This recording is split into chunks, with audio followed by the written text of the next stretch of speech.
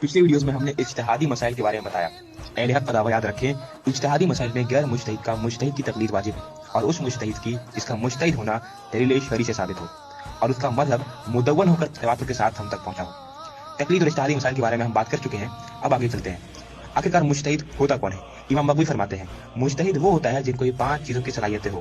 پہلا قرآن، دوسرا احادیث، تیسرا آثار صحابہ اور فعال صحابہ، چوتھا عربی زبان کی مہارت، اور 5واں طریقہ اسلام.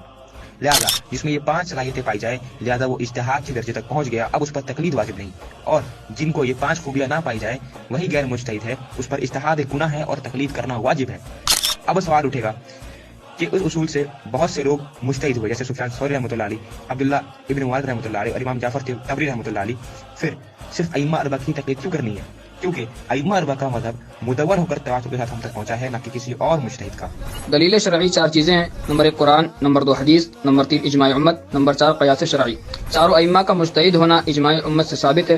امام نبوی فرماتے ہیں ائمہ اربعہ کے ساتھ اعتماد مطلق ختم ہو گیا اور مکتبہ اربعہ میں کسی ایک کی تقلید واجب ہے، اور اس پر امام الحرمین نے اجماع نقل کیا ہے. امام زین العابدین مصری فرماتے ہیں ائمہ اربعہ کا مخالفت کرنے والا اجماع امت کا مخالف ہے. شاہ ولی اللہ محدث دہلوی لکھتے ہیں یہ مذاہب اربع مدون اور مرتب ہو چکے ہیں، پوری امت نے ان 4 مذاہب کی تقلید پر اجماع کر لیا ہے. مشہور مفسر قاضی ثناء اللہ صاحب لکھتے ہیں 4 صدی میں اہل سنت کا ان 4 مذاہب کی تقلید پر اجماع ہو گیا، جو قول ان کے خلاف ہوگا وہ باطل ہوگا. تقلید کی اہم دلیل ہے تواتر سے ثابت ہونا. تواتر کا مطلب یہ ہے کسی بات یا روایت کا اتنے زیادہ لوگوں کے ذریعے ہر دور میں لگاتار نقل ہونا کہ اس میں شک کی گنجائش نہ رہے.